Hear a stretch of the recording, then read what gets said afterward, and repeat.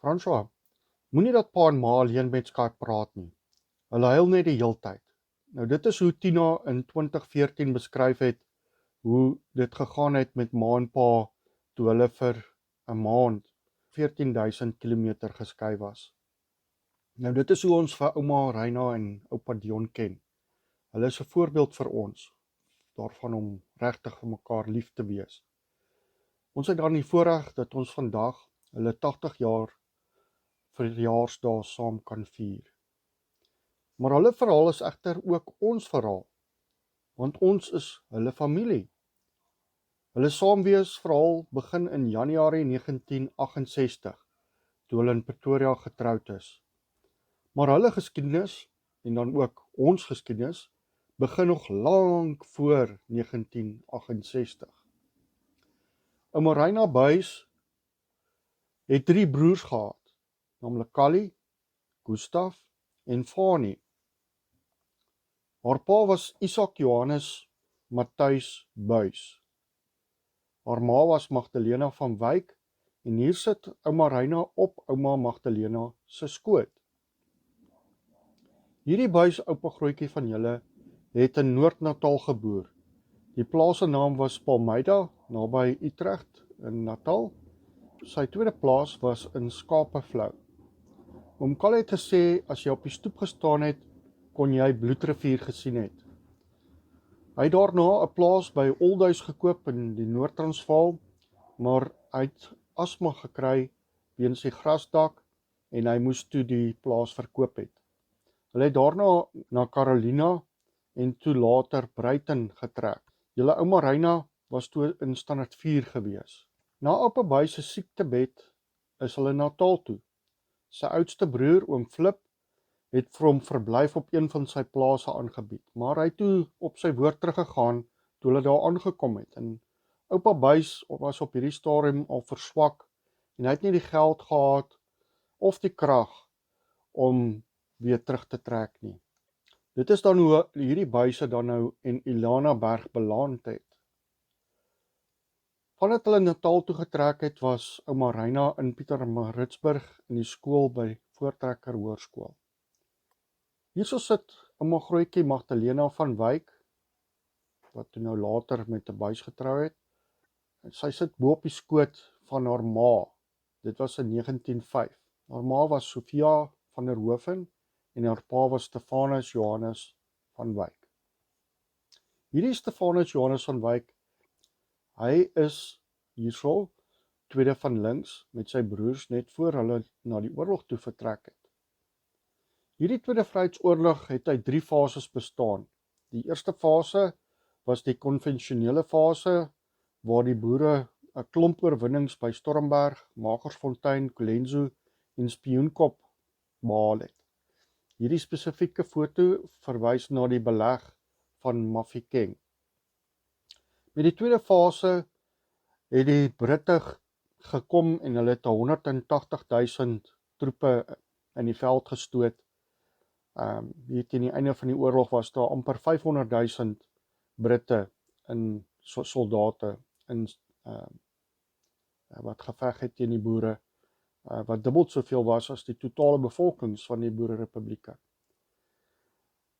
Die boere het in hierdie tweede fase het hulle konvensionele oorlogvoering vermy en die hoofsetels soos Bloemfontein en Pretoria het in die hande van die Britte geval. In die derde fase het die boere 'n plan gemaak, want hulle getalle was te min en hulle het oorgeskakel na guerrilla-oorlogvoering waar hulle infrastruktuur verniel het en dit baie duur en moeilik gemaak het vir die Britte om oorlog te kan voer. Die Britte het hierop geantwoord deur 'n verskroeide aarde beleid te volg. Plaashuise is afgebrand en plaasdiere is ook doodgemaak. Die Britte het duisende blokhuise gebou en die doel daarmee was om die beweging van boere aan bande te lê en om boere te vang en weg te stuur. Dit is dan ook hoe julle oeroupa Stefanus Johannes van Wyk gewond is. En hy is toe as krygsgevangene per skip na Bellary in Indië gestuur. Hierdie is 'n foto van hierdie oupagrootjie met sy makkers in hierdie kamp. Hy is 'n tweede van links in die tweede ry van onderaf. 'n Verre Britse antwoord was om konsentrasiekampe te skep, waar vroue en bejaarde ou mense en kinders gevange gehou is. Julle oeroupagrootjie George Ruthven is dan ook gevange geneem omdat hy al 80 jaar verby was. Hier in Middelburg se konsentrasiekamp het hy op 84-jarige ouderdom gesterf. Sy seun het wel aangegaan met die oorlog en deelgeneem as deel van die Pretoria Kommando. Nou hierdie Ruthven oupagrootjie is 'n afstammeling van generaal John Ruthven of Ruthven, soos wat hulle in Afrikaans sou sê, wat namens die protestantse Swede en Dene in die 80-jarige oorlog teen Spanje geveg het. Dit was hierso in die 1500s. Hierdie oorlog het dit vir ons moontlik gemaak om vandag protestante te wees en in vryheid die Here aan te roep. Julle oupagrootjie Buys was nog te jonk om te kon veg in hierdie oorlog. Dit is nou die oorlog van 1899 tot 1902. En daarom is hy en sy ma en susters gevange geneem en hulle is na die Merebank konsentrasiekamp in Durban gestuur. In hierdie konsentrasiekamp het die twee Buys dogtertjies gesterf en is hulle daar begrawe. Hierdie oupagrootjie van Wyk was die afstammeling van kommandant Stefanus Johannes van Wyk, wat 34 gestuur is om die Khoisas te straf. Hierdie Khoisas het die 6de grensoorlog begin deur Stefanus Bernardus Buys op sy plaas te vermoor aan die oosgrens naby Fort Beaufort. Ouma Reina Sofia van Deventer is vernoem na haar ouma grootjie Sofia van der Hoeven, wat getroud was met hierdie Stefanus Johannes van Wyk. Nou hierdie ouma grootjie van julle het 'n geweldige, wonderlike kunsttalent gehad. Hierso is 'n paar foto's van skilderye wat in ouma Reina se sitkamer pryk. Ouma van Deventer se huis het ook hierdie skildery van 'n skippie wat vaar. En hierdie skildery is in François van Deventer se huis in sy sitkamer. Nou as 'n mens na party van die skilderye wat ouma Reina gemaak het, dan kan mens sien waar sy haar talent geërf. En dieselfde met Esther. Sy kan baie mooi teken. Hierso het sy 'n paar sketse geteken van haar sussie Wilma. Ja, sy het ook wonderlike mooi talente gekry. Julle oupa van Deventer se verhaal begin by Gerrit Jans van Deventer wat in 1684 in Tafelbaai aangekom het. Hy het as soldaat hier aangekom en 10 jaar gearbei in die kasteel wat in Tafelbaai gebou was, en toe het hy 'n vryburger geword en geboer en voorrade vir die kompanjie geproduseer. Hierdie Gerrit Jans van Deventer het van Nederland gekom en in daardie tyd, in die 1500s, 1600s, was hulle gewikkel in die 80-jarige oorlog teen Spanje. En hierdie oorlog is net gewen in 1648, net so 'n paar jaar daarna het hy toe nou na Suid-Afrika toe gekom. Dit was daardie oorlog waarin generaal Ruthven geveg het. Die Nederlands moes sulke vestings bou om stand te kon hou teen die Spaanse invallers. 'n Nakomeling van generaal Ruthven was Daniel Herman Johannes Ruthven. Hy was die seun van George Ruthven wat in die Middelburg konsentrasiekamp gesterf het. Hierdie Daniel Ruthven het met die Ierse nakomeling Maria Hendrina Clancy getrou in 1897. Sy was 'n Ierse nakomeling. Mens kan sien aan die vanne, die name, dat hulle baie gou vir Afrikaans het en Afrikaanse name aan hulle kinders gegee het. 'n Nakomeling van generaal Ruthven was Daniel Herman Johannes, en hierdie Daniel is hierso nou met sy dogters en sy seun omring, en dan aan die regterkant sit sy suster. Nou een van hierdie dogters was Hani Ritvind, sy's in swart geklee op hierdie foto. Hani het toe getrou met Alfred Henstok in 1921. En toe in 1922 is Maria Wilhelmina Hendrina Henstok gebore. Sy sit daarso in die agterkantste ry aan die linkerkant. Die ander kinders in hierdie foto op die skoot van ouma Hani, sit Tannie Ann. Ja, dit is Tannie Ann. En hierdie oupa was 2.3 meter lank, en dan die ander kinders wat daarso is oom Onnie en oom Bokkie. Goed, hierso is ouma Maria Henstok van Deventer dan nou later. Hierdie Maria Henstok trou in 1941 met Abraham Fransja van Deventer. Nadat hulle getrou het hulle toe nou verhuis na die Klein Karoo. So hulle het mekaar ontmoet hier in Pretoria, en ouma van Deventer of Henstok, sy het groot geword en is gebore hier in Pretoria, terwyl oupa Abraham in die Karoo gebore is, maar hulle het mekaar hierso ontmoet hierbo in Pretoria, en nadat hulle getroud is hulle onder na die Karoo toe. Nou hierdie name van Abraham Fransja is afkomstig van hierdie oupa grootjie wie se name ook Abraham Fransja Silje was. Hierdie Siljes was oorspronklik Franse hugenote. Hier sit hierdie oeroupa grootjie Silje en sy vrou Mimi Gousaard en is omring deur hulle familie en kinders. Hulle stam af van hulle dogter Mimi wat getrou het met Stefanus Johannes van Deventer. Nou dit is hierso aan die heel linkerkant. Hulle sit en staan ja, daar aan die linkerkant. Die van Deventers en die Siljes was vrugteboere in die Klein Karoo.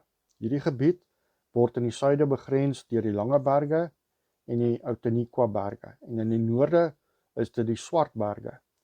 Die Henstoks en die Ritvinds in die ZR het hulle tuiste daar gemaak. Die oeroupa grootjie Stefanus Johannes van Deventer se ma en pa was Gert van Deventer en Bertha van Deventer.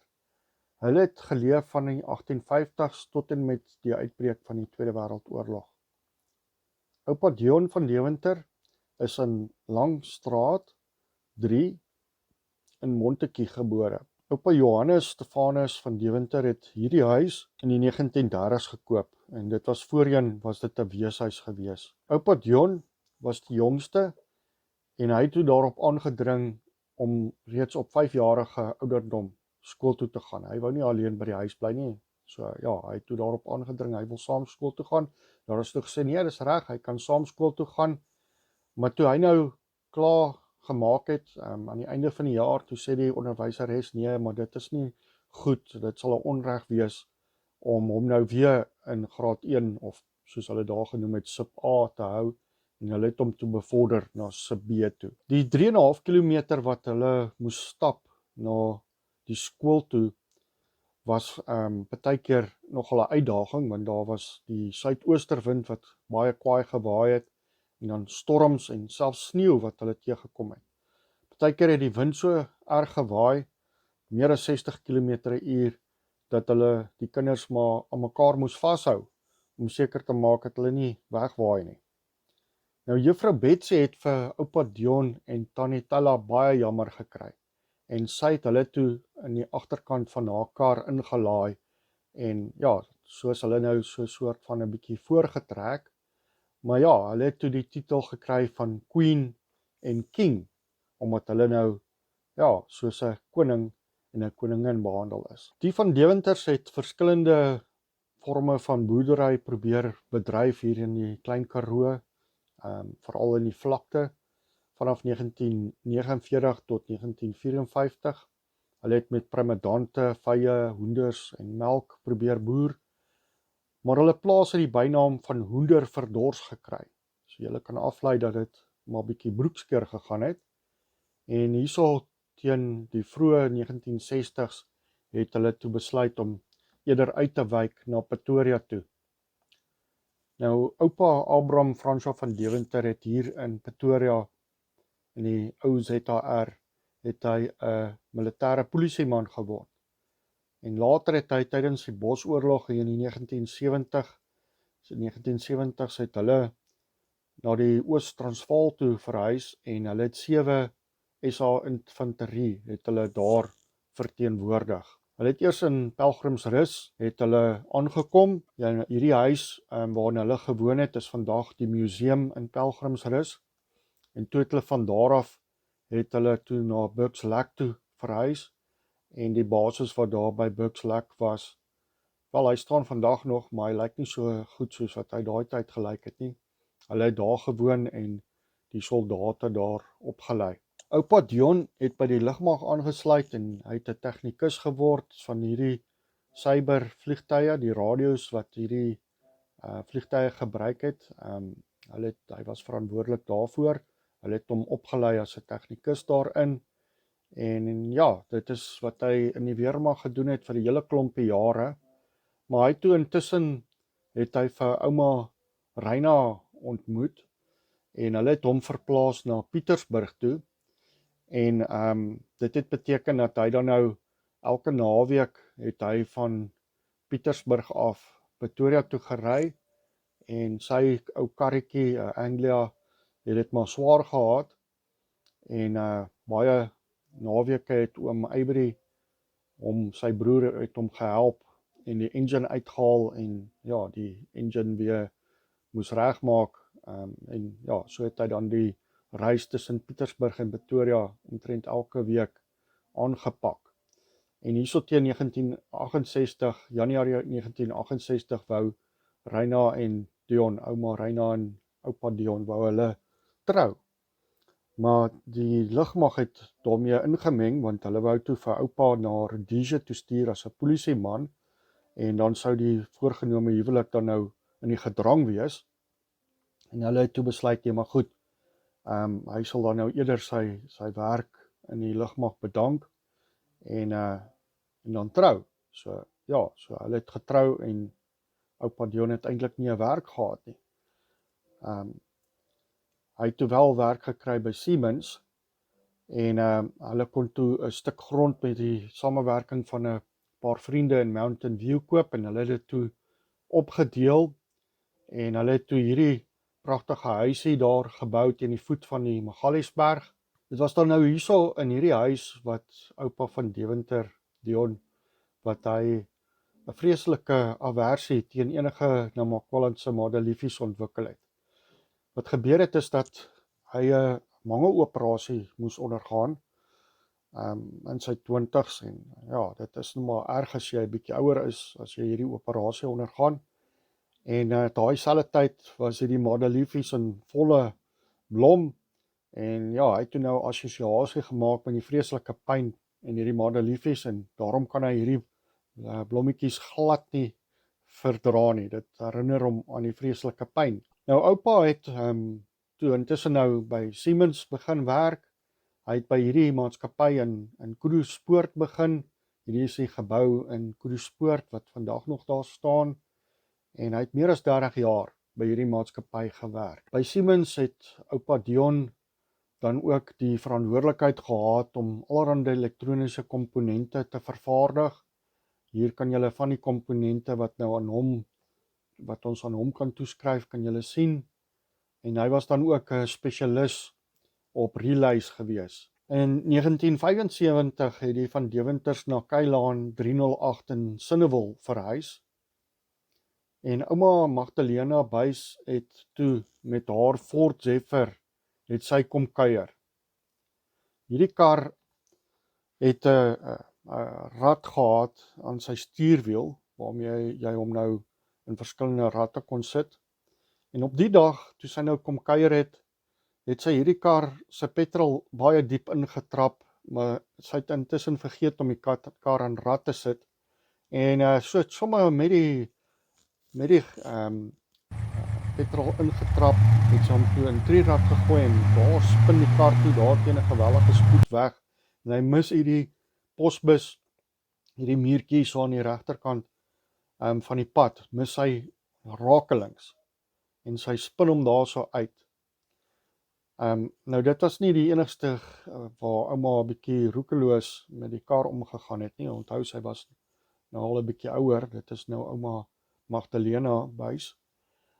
Sy het op 'n ander stadium met sy te naby aan 'n afleweringsmotorfietsie gery en die arme man het sy sommer van die pad af gery. Hy het toe daarom nie seer gekry nie, maar ja, dit was toe die laaste gewees en die kinders het toe vir haar gesê, nee, dit raak nou te gevaarlik, sy kan nou nie meer met die kar rondry nie en hulle het toe die kar verkoop en toe van daardie dag af was ouma Magdalena of Maxie soos wat hulle haar genoem het, was sy toe nou aangewese op publieke vervoer en moes sy met die bus oralste rondry waar sy wou wees. Oupa Dion het rondom 1980 het Siemens hom verplaas toe van Koedespoort af na Waldlo toe.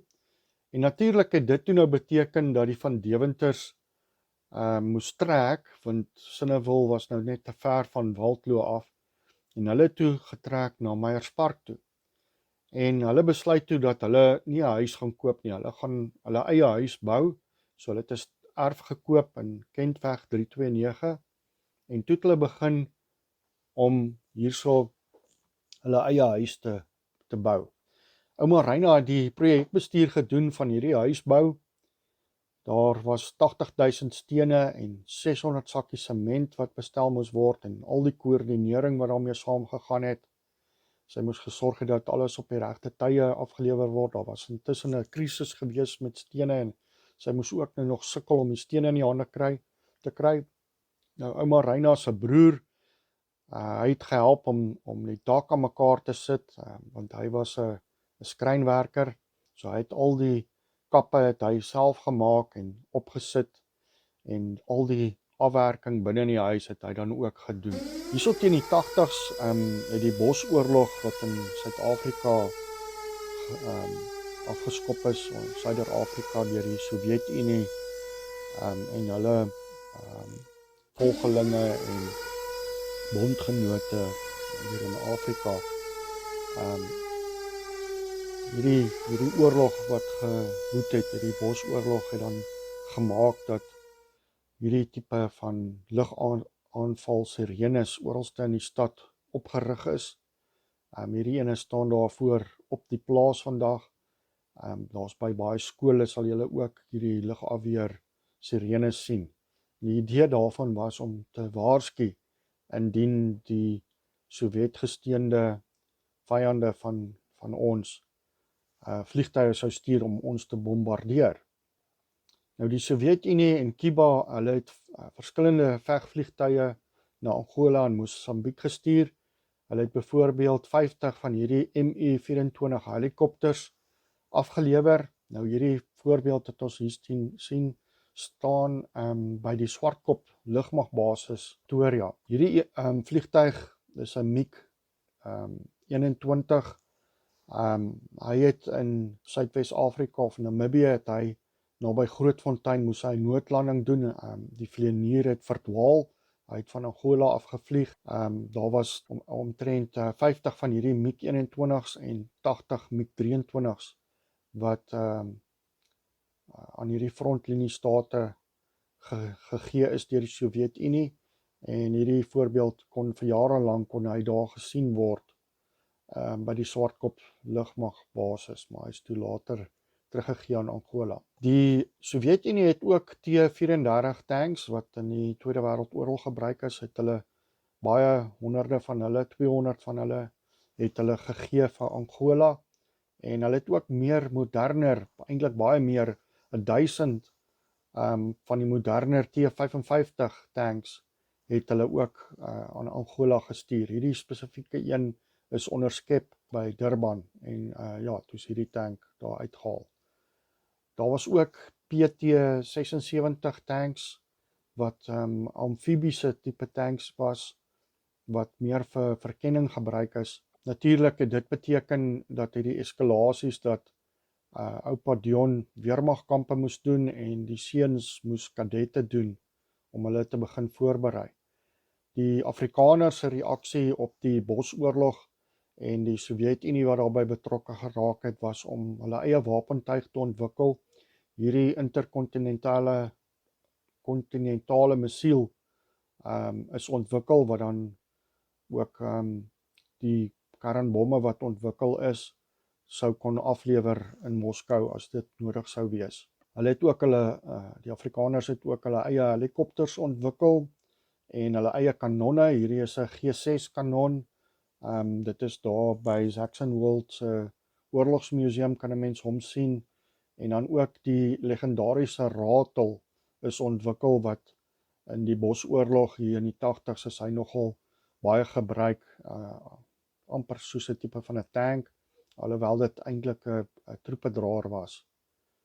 Nou hierdie oorlog was nie net in die bos nie, dit het ook na die stede toe gekom, en in 1980 het 3 terroriste die Volkskasbank in Silverton bestorm. Dit is nou net die woonbuurt so langs Meyerspark waar ons ek en oom Morney groot geword het. Ons skool was net so 'n blok of wat van hierdie Volkskas gebou.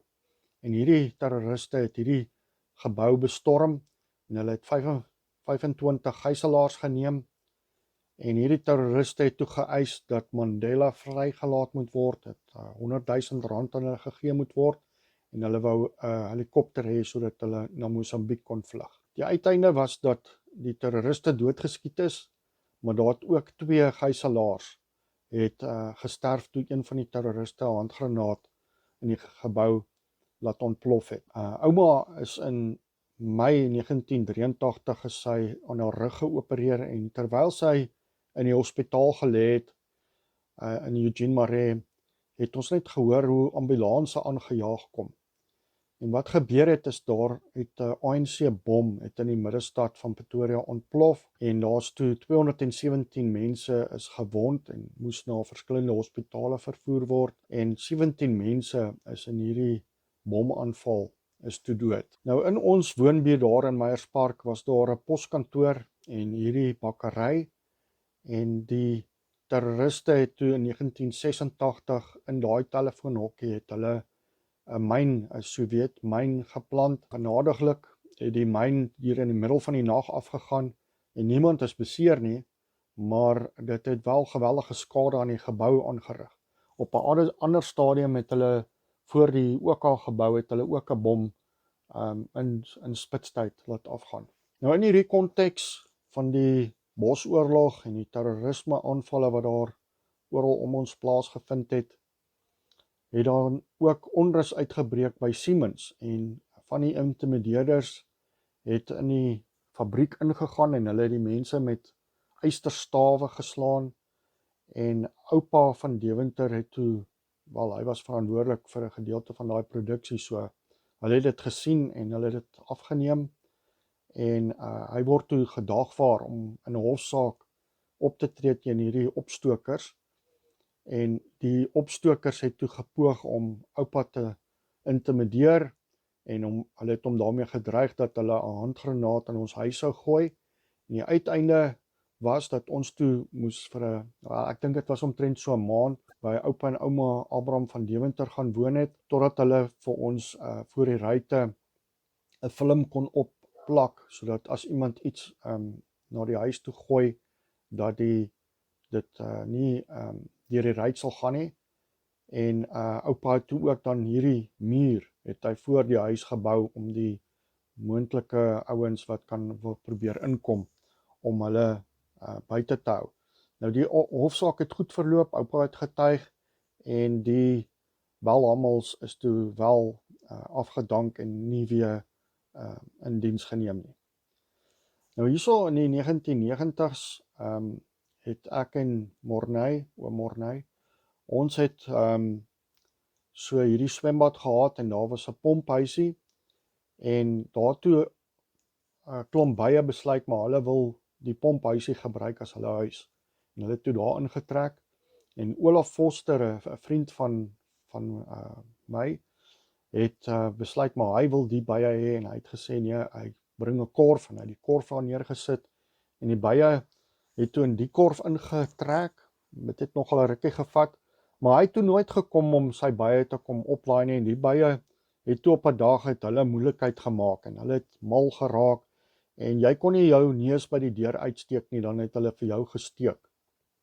Ek het toe vir oupa Dion gebel en hom gewaarsku en gesê, maar hier is moeilikheid met die baie, maar ja, voordat oupa nog kon kom, toe het pestkontrole daar opgedaag, en hulle het die baie doodgemaak, en dit was toe nou die buurman wat vir pestkontrole gebel het, en ja, hulle die baie kom doodmaak.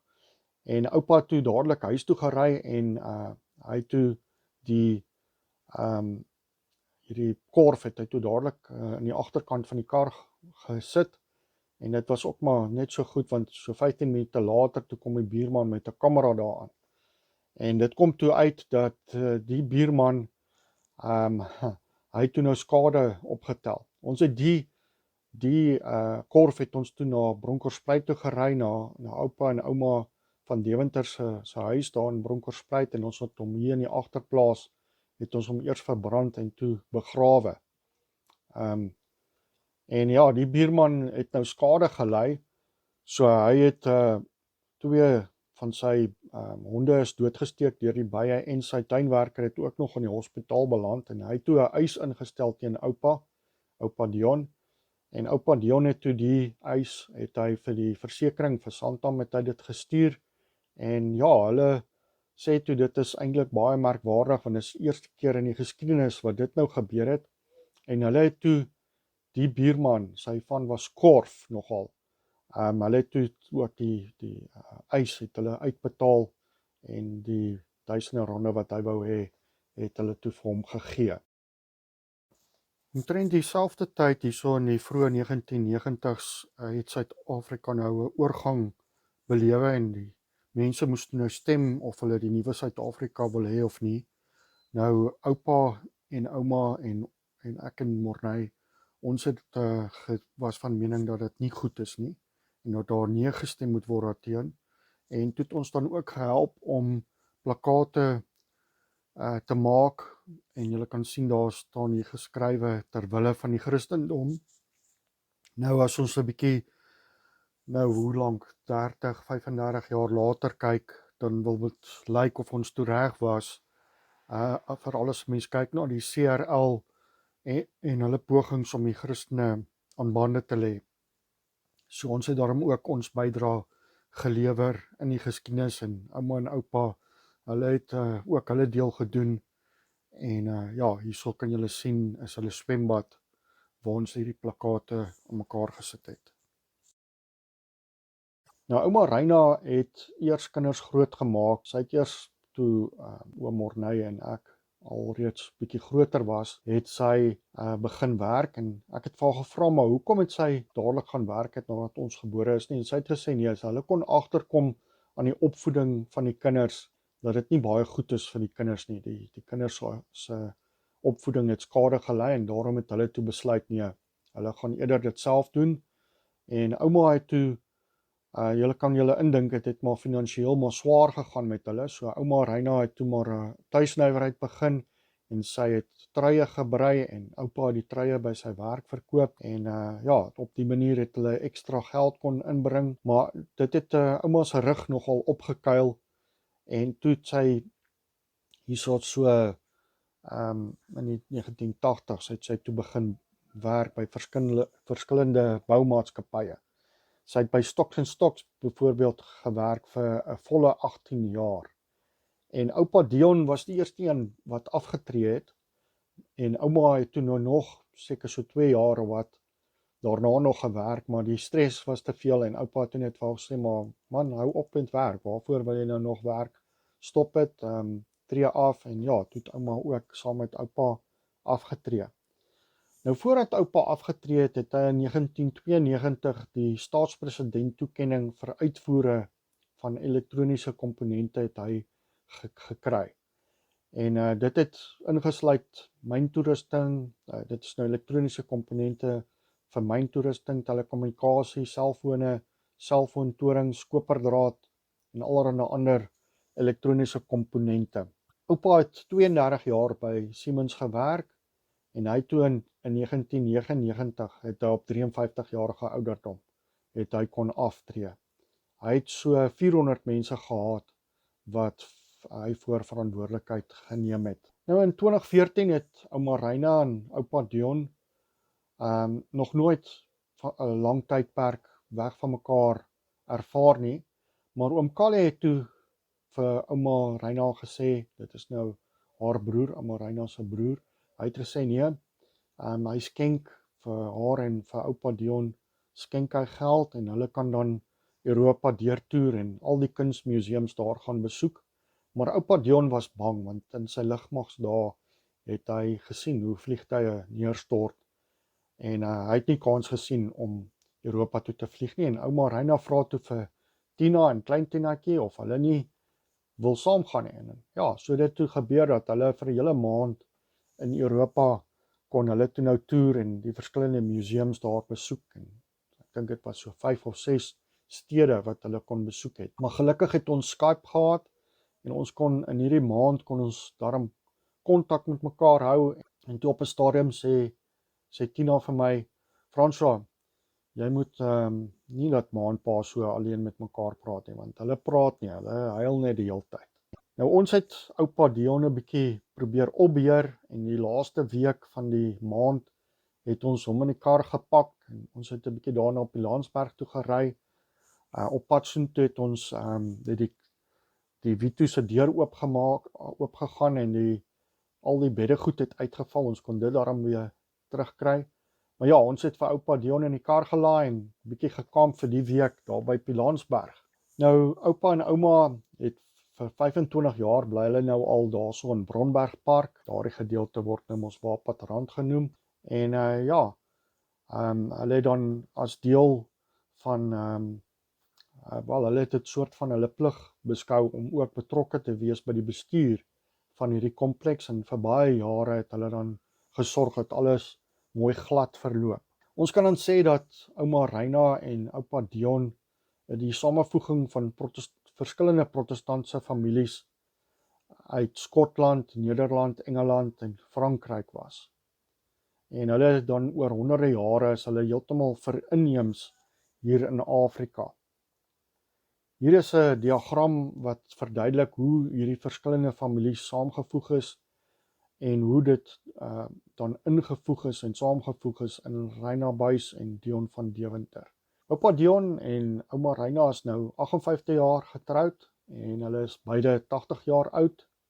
En alhoewel hulle grys is en stadig is almal altyd welkom om by hulle te kom kuier hier by Bronberg Park.